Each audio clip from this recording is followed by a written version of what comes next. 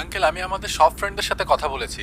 ও আমাদের ব্যাচের কারো বাসায় যায়নি, কারোর সাথে যোগাযোগও করেনি। তোমার এত বড় সাহস, তুমি আমার বাসায় বসে সিগারেট খাচ্ছ ওই মেয়েটার জন্য?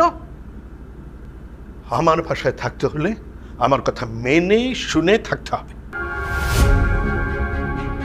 এত পিঠা দেখলে আমি তো অবাক হয়ে যাচ্ছি।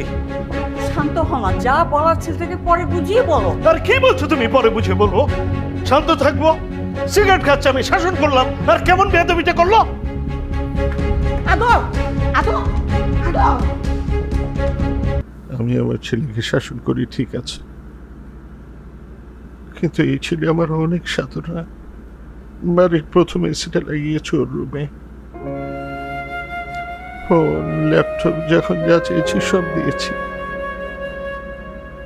ভালোবেসে নাম রেখেছি আদর।